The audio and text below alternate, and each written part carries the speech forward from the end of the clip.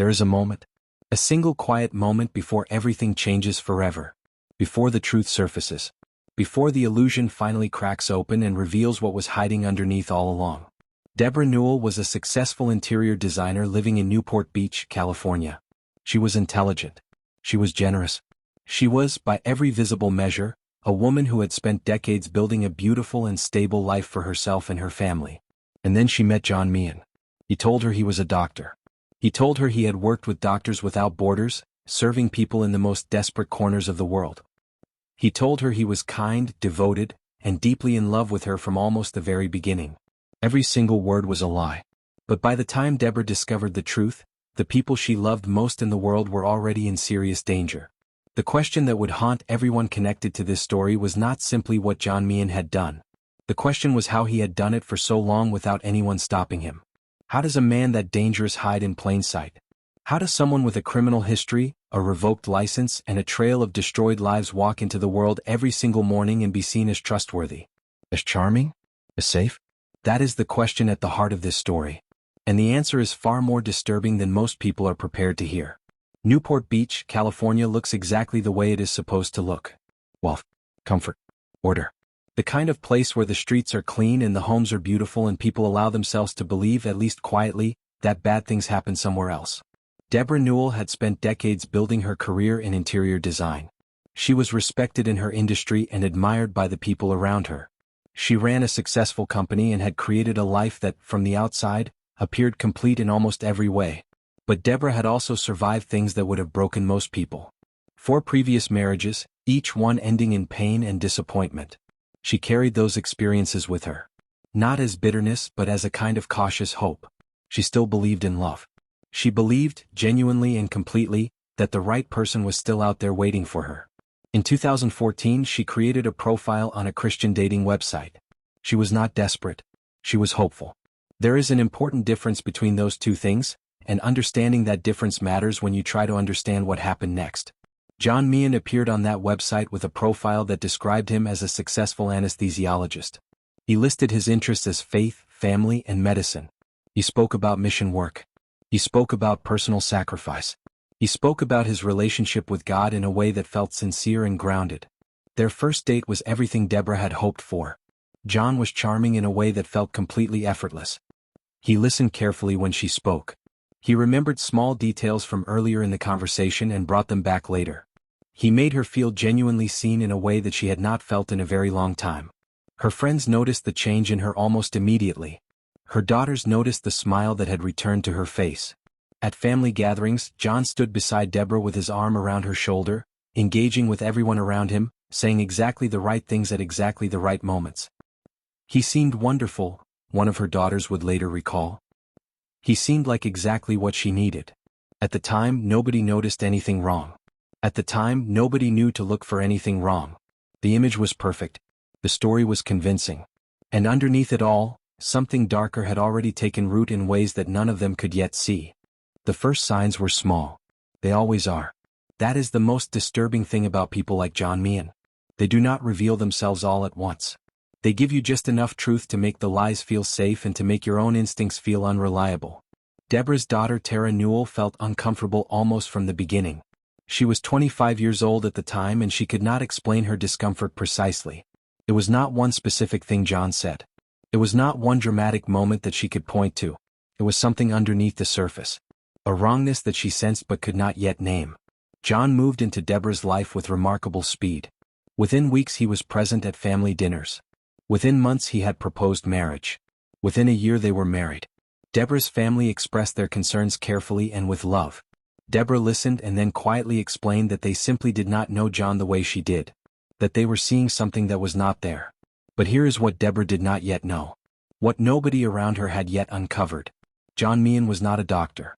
He had never completed his medical residency. His professional license had been revoked years earlier. He had a criminal history that stretched back across decades, including drug theft from hospital pharmacies, stalking a former girlfriend, a restraining order taken out against him by that same girlfriend, and multiple aliases used across multiple states. He had served time in federal prison. He had been released. And he had walked directly into Deborah Newell's life as if none of it had ever happened. Friends of Deborah's would later recall small moments that did not feel right. The way John always seemed to know exactly where Deborah was, even when she had not told him her plans. The way he would appear unexpectedly at places she had not mentioned going to. The way he deflected certain questions with a warmth so practiced and so smooth that it never quite registered as deflection at all. He claimed to still be working in medicine. He carried medical bags. He wore scrubs. He spoke the language of the profession with enough fluency and confidence that challenging him felt awkward and presumptuous. But nobody ever saw him at a hospital. Nobody could verify a single credential he had offered. Deborah's daughters began doing their own quiet research. What they found disturbed them deeply. But when they brought their concerns to their mother, John had already prepared for exactly that moment. He had a story for everything. A calm, reasonable, emotionally convincing story for every inconsistency they raised. And Deborah, who wanted so much to believe in the life she had built with him, accepted those stories. He explained it all away, Tara would later say. And Mom believed him. The warning signs were seen. They were felt. They were raised by people who loved Deborah and were genuinely frightened. And then they were quietly buried beneath the weight of hope and love and a very carefully constructed deception. August 3, 2016 was an ordinary evening in the way that no truly dangerous evening ever announces itself in advance. Tara Newell was returning to her apartment complex in Las Vegas, Nevada. She was 25 years old. She had been the most vocal member of her family in her opposition to John. She had never trusted him. She had said so clearly and repeatedly. And John Meehan, who could not tolerate being seen clearly by anyone, had never forgiven her for it. Tara arrived at her apartment complex and stepped out of her car into a quiet parking lot. The kind of quiet that feels normal until something shifts in the air and it no longer does. John Meehan was waiting for her. He had a knife. What followed was a violent struggle that lasted only minutes but would shape everything that came after it. Tara Newell fought back. She fought with a ferocity and a presence of mind that would later be described by everyone who knew her as extraordinary. She did not freeze. She did not surrender. She fought.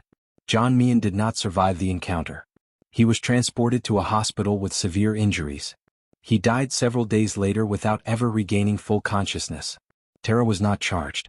The case was ruled self-defense. But the story was only beginning to be understood. Because in the silence that followed that parking lot, in the aftermath of the violence that had erupted from years of hidden darkness, the full picture of who John Meehan truly was began to surface.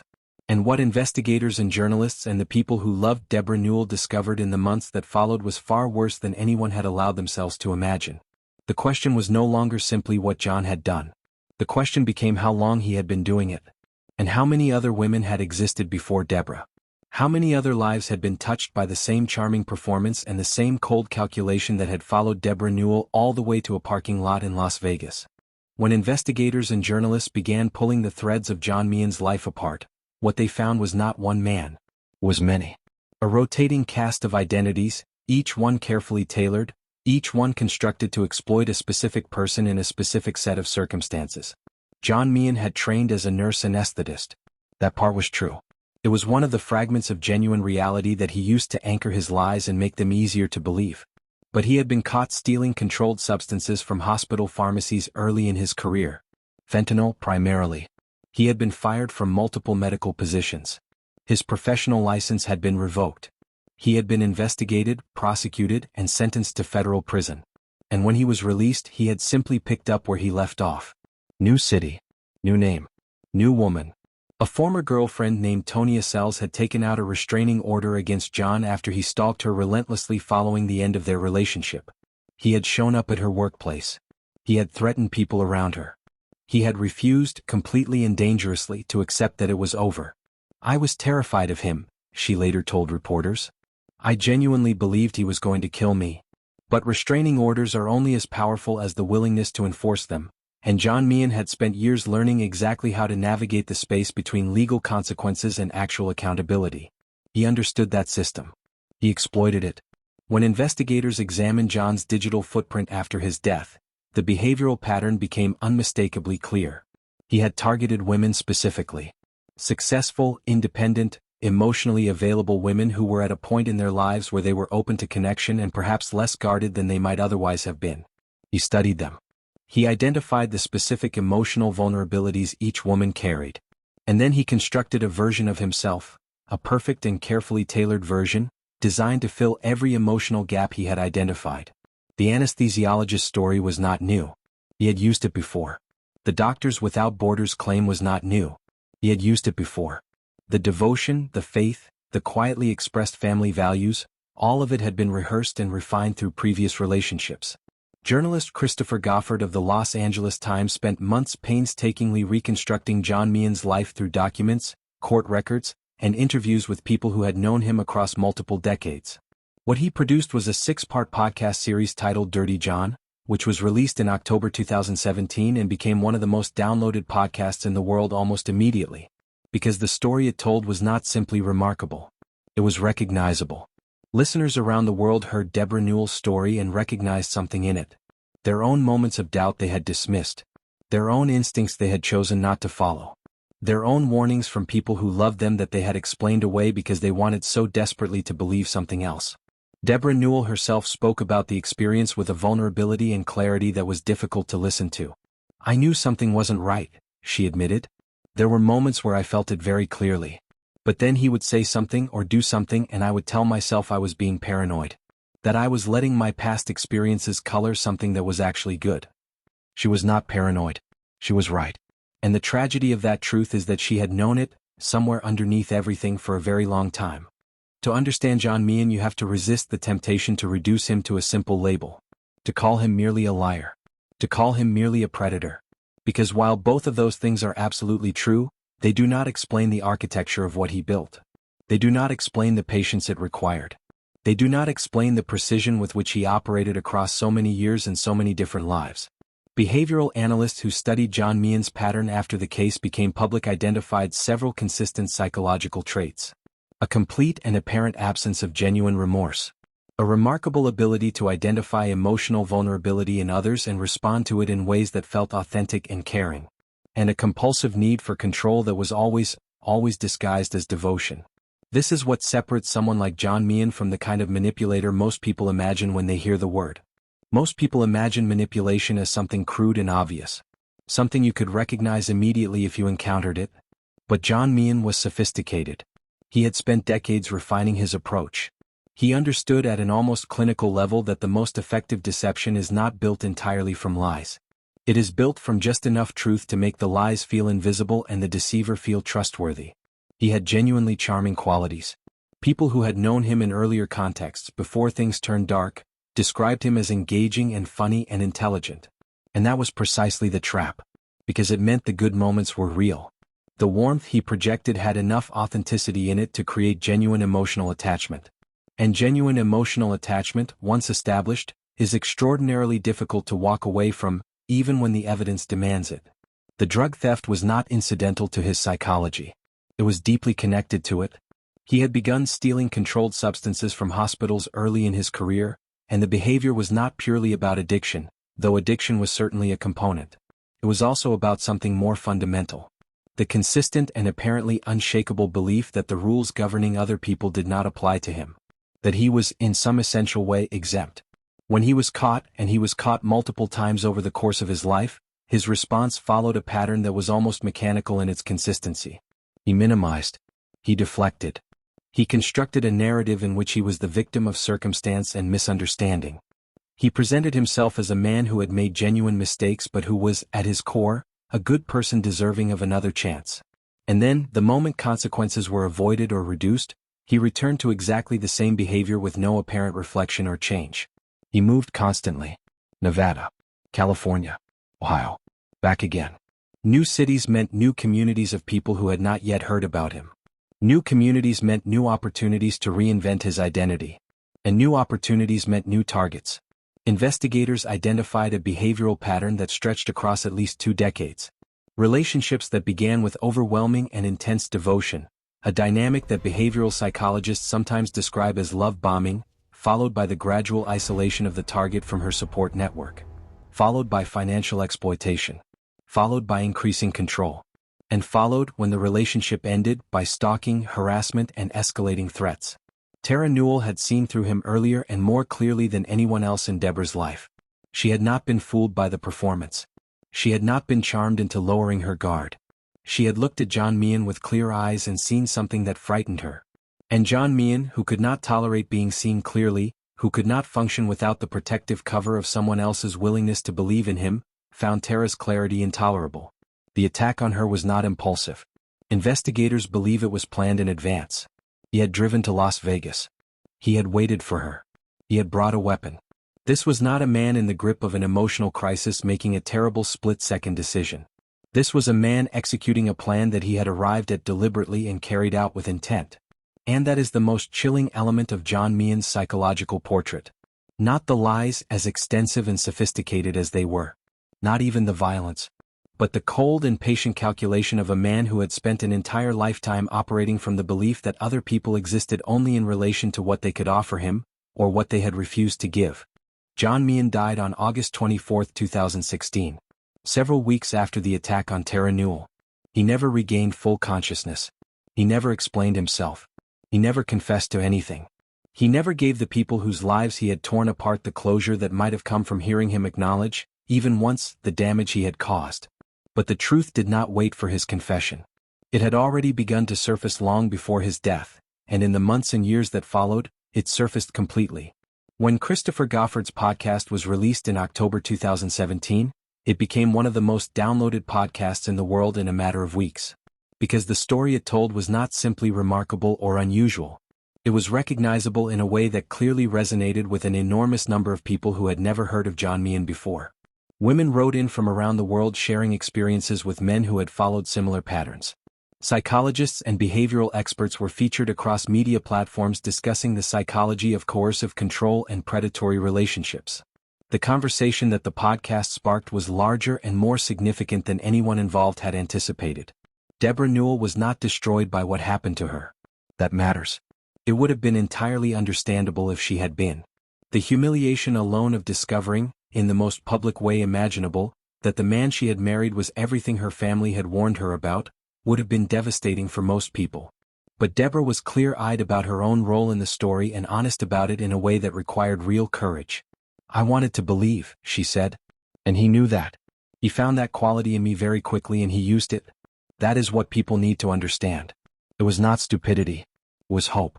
And he treated my hope as a vulnerability to be exploited."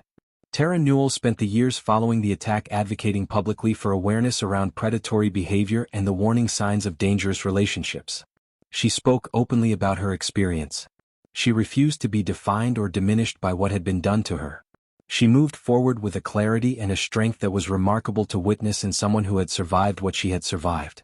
The story was eventually adapted into a television series that aired on Bravo in 2018, bringing the case to an even broader audience and generating a new wave of public conversation about the dynamics of manipulation and the ways in which intelligent, capable, emotionally healthy people can be deceived by someone who has spent a lifetime perfecting the performance of trustworthiness.